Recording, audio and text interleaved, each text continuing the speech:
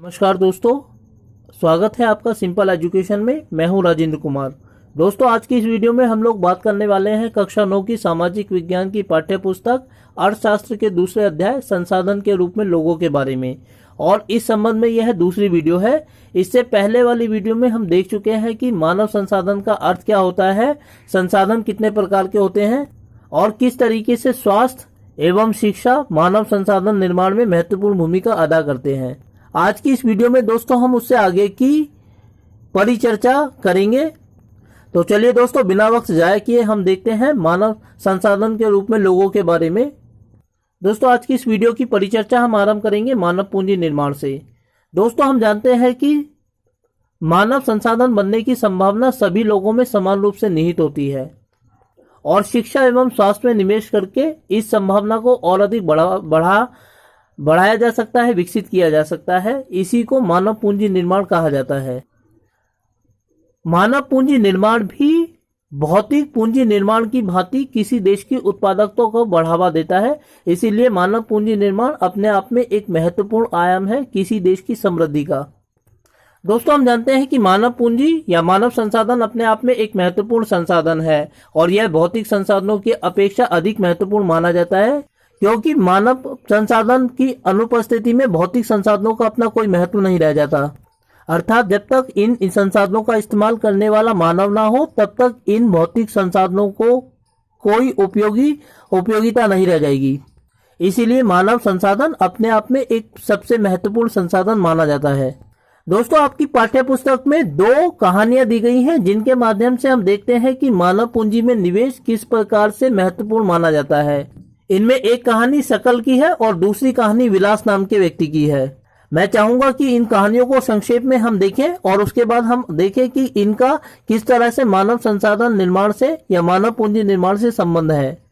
दोस्तों, सकल 12 साल का एक बच्चा है और सेरामपुर नाम के गांव में रहता है। उसकी माता गृहस्थी का काम संभालती हैं, जबकि पिता बूटा सिंह चौधरी खेतों में काम करते हैं।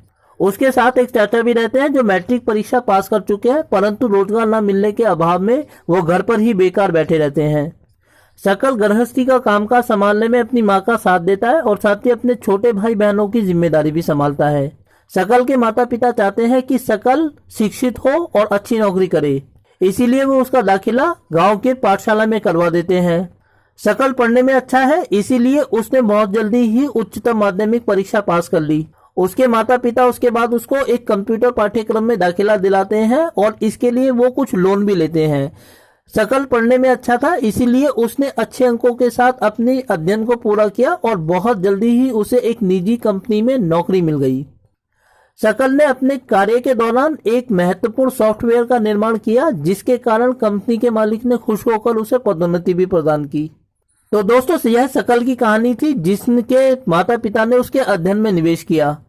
दूसरी कहानी विलास की है। विलास भी सकल के गांव में रहने वाला 11 साल का एक बच्चा था। जब वह 2 वर्ष का था तो उसके पिताजी का देहांत हो गया था, इसीलिए उसका पालन पोषण उसकी मां ने किया था। उसकी मां मंडी में मछलियां बेचने का काम करती थी। वह गांव के जमींदार के ये तालाब से मछलियां खरीदती थी और उन मछलियों को गांव की मंडी में जाकर बेचती थी। इससे उसे प्रतिदिन 20-30 रुपए की आमदनी होती थी। इतने पैसों में घर का खर्च चलाना बहुत मुश्किल था, इसीलिए वह कभी भी विलास को विद्यालय नहीं भेज पाई। बहुत जल्दी ही विलास की माँ भी बीमार रहने लगी। इसके कारण उसको मछलियां बेचने का काम स्वयं संभालने लगा। जो विलास था वह गठिया का रोगी था, इसीलिए उसका स्वास्थ्य भी अक्सर खराब रहता था। रोजगार के लिए उसने अपनी मां का मछलियों का काम ही अपना लिया और इसी कारण उसकी आमदनी भी बहुत कम होती थी। तो दोस्तों, ये थी सकल और विलास की कहानियां। अब सवाल ये उठता है कि हम इससे मानव संसाधन के रूप में किस प्रकार समझ सकते हैं और इन 2 कहानियों से हम उत्पादकता के बारे में क्या निष्कर्ष निकाल सकते हैं। दोस्तों, सकल और विलास की कहानियों से हम मानव संसाधन के बारे में कुछ निष्कर्ष निकाल सकते हैं और उन्हें उत्पादकता से जोड़कर देख सकते हैं, जिनका अध्ययन अब हम करेंगे। इसमें पहला निष्कर्ष यह है दोस्तों कि शिक्षा और स्वास्थ्य में निवेश के द्वारा हम श्रम की गुणवत्ता को बढ़ा सकते हैं। इससे कुल उत्पादकता में वृद्धि होती है और इसी कुल उत्पादकता को मिलाकर किसी देश की समृद्धि को मापा जाता है। दोस्तों इसके संबंध में हम दूसरा निष्कर्ष यह निकाल सकते हैं कि मानव पूंजी में निवेश अर्थात किसी इंसान की शिक्षा और स्वास्थ्य में निवेश से भविष्य में अच्छे फल प्राप्त होते हैं, क्योंकि शकल के माता पिता ने उसके अध्ययन के लिए लोन लिया था, लेकिन उसके कारण उसको भविष्य में अच्छी नौकरी मिली, पदोन्नति प्राप्त हुई। तो यह इसीलिए संभव हो पाया क्योंकि शकल के माता पिता ने उसके स्वास्थ्य में, उसके पूंजी में, मानव पूंजी में निवेश किया था। इस प्रकार हम देखते हैं कि किसी मानव में निवेश भूमि एवं पूंजी में निवेश के समान ही महत्वपूर्ण है। दोस्तों तीसरा उदाहरण हम जापान के रूप में देखते हैं। जापान एशिया महाद्वीप का एकमात्र ऐसा देश है जो विकास के विकसित देश माना जाता है। हालांकि उसके पास प्राकृतिक संसाधनों का अभाव रहा है, परंतु फिर भी जापान ने मानव पूंजी में निवेश करके विकास की उच्चतम अवस्था को प्राप्त किया है। ये दिखाता है कि संसाधनों के अभाव में भी हम मानव पूंजी में निवेश करके विकसित अवस्था को प्राप्त कर सकते हैं। चलिए दोस्तों, अपने अध्ययन को जारी करते हुए हम थोड़ा और आगे बढ़ते हैं और देखते हैं अगले बिंदु को। और पाठ्य पुस्तक में जो अगला बिंदु दिया गया है वह है पुरुषों और महिलाओं के आर्थिक क्रियाकलाप। दोस्तों इस दुनिया में जितने भी लोग रहते हैं, अपनी जिंदगी को चलाने के लिए वो कुछ ना कुछ काम जरूर करते हैं ताकि अपनी जिंदगी को जीने के लिए पैसों को अर्जित कर सके।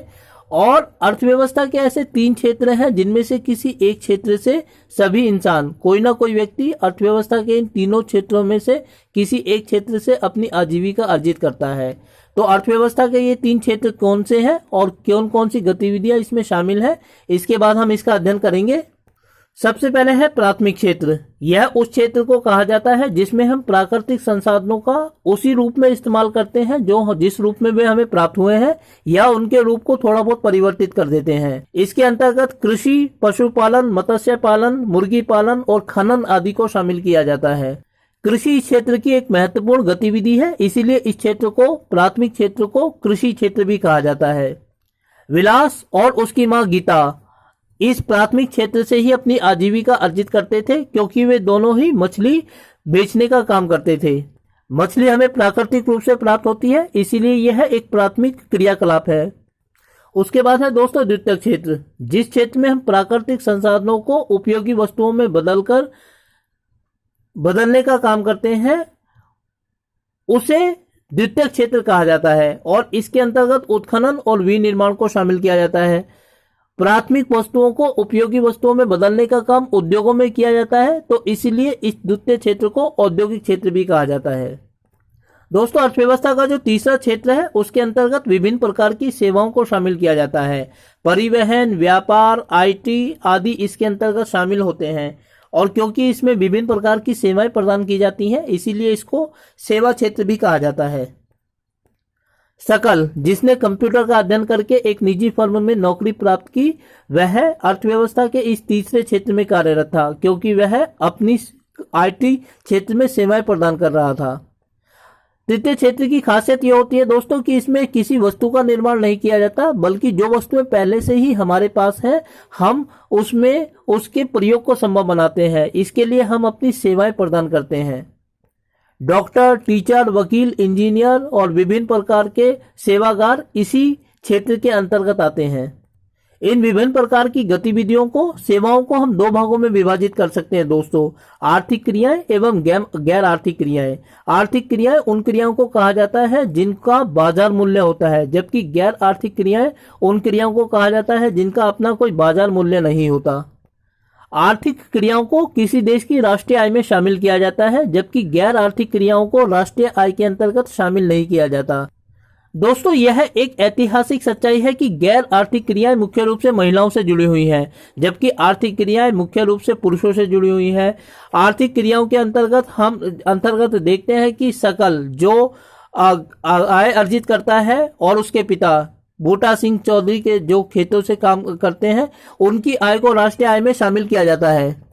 जबकि दूसरी ओर शकल की मां जो अपने परिवार की देखरेख करती है, उसकी आय को राष्ट्रीय आय में शामिल नहीं किया जाता, परंतु विलास की मां गीता जो मछलियों को बेचकर थोड़े से रुपए अर्जित करती है, उसकी आय को राष्ट्रीय आय में शामिल किया जाता है, क्योंकि उसका अपना एक बाजार मूल्य है। दोस्तों महिलाओं द्वारा अपने परिवार के लिए, परिवार को खुश करने के लिए, परिवार के भलाई के लिए जो कार्य किए जाते हैं, उसको कभी भी राष्ट्रीय आय के अंतर्गत शामिल नहीं किया जाता। अर्थात किसी घर में माँ द्वारा अपने परिवार के लिए जो कार्य किया जाता है, खाना बनाने का, घर की साफ सफाई का, बच्चों को पालन पोषण करने का, उसको कभी भी राष्ट्रीय आय का हिस्सा नहीं बनाया जाता, जबकि यह अपने आप में एक महत्वपूर्ण सेवा है। जबकि यदि वही महिला किसी मूल्य के लिए उस कार्य को करती है तो उसकी आय को राष्ट्रीय आय में शामिल किया जाता है। लेकिन दोस्तों, महिलाओं के कार्य के संबंध में यह एक महत्वपूर्ण सच्चाई है कि महिलाओं को अक्सर गैर नियोजित क्षेत्रों में कार्य दिया जाता है। प्राइवेट क्षेत्र में उन जगहों पर महिलाओं को आसानी से काम मिल जाता है जो गैर नियोजित होते हैं, जहां छुट्टियों की अच्छी व्यवस्था नहीं होती है, गर्भकाल के दौरान महिलाओं को मिलने वाले जो सुविधाएं हैं वे प्रदान नहीं की जाती हैं, कम वेतन दिया जाता है। उस तरीके के कार्यों में अक्सर महिलाओं को प्राथमिकता दी जाती है। लेकिन यह भी बात सही है दोस्तों कि अधिक शिक्षित महिलाएं जो जिनकी पूंजी में या मानव पूंजी में निवेश किया जाता है, वे आगे चलकर अच्छा रोजगार प्राप्त करने में सफल रहती हैं। उदाहरण के लिए आज हम देखते हैं कि महिलाएं न केवल डॉक्टर इंजीनियर बनती हैं बल्कि आईएएस ऑफिसर तक बन जाती हैं। लेकिन दोस्तों, महिलाओं के ऐसे उदाहरण आज भी हमें बहुत कम देखने को मिलते हैं। अधिकांश महिलाएं उन्हीं जगहों पर काम करती हुई पाई जाती हैं जहां उनकी सुरक्षा की गारंटी बहुत कम होती है, उन्हें विभिन्न प्रकार की सुविधाएं नहीं दी जाती है। और अगर ऐतिहासिक रूप से हम देखें तो महिलाओं को दो वजह से कार्यों के लिए प्राथमिकता दी जाती है। एक तो यह है कि उनको कम वेतन पर काम करने के लिए राजी किया जा सकता है, और दूसरा यह है कि वे कार्य की घटिया परिस्थितियों के प्रति कम आंदोलित होती हैं। जबकि इन्हीं वजहों से पुरुषों का जो दृष्टिकोण होता है वो आक्रामक होता है। लेकिन दोस्तों, फिर भी महिलाएं आगे बढ़ रही हैं, आर्थिक क्षेत्र में अपने योगदान दे रही हैं और आज उनके कार्य को राष्ट्रीय आय में शामिल किया जाने लगा है। लेकिन अभी भी जरूरत इस क्षेत्र में और अधिक कार्य करने की है। तो दोस्तों, मानव संसाधन के रूप में लोगों के बारे में यह थी दूसरी वीडियो। मैं उम्मीद करता हूं कि आपको वीडियो अच्छी लगी होगी, और साथ ही आपसे अनुरोध करता हूं कि यदि वीडियो अच्छी लगी तो वीडियो को लाइक करें और चैनल को सब्सक्राइब करें, और साथ ही ऐसी वीडियोस के लिए मेरे साथ बने रहें मेरे यूट्यूब चैनल सिंपल एजुकेशन पर। आपका बहुत बहुत धन्यवाद दोस्तों।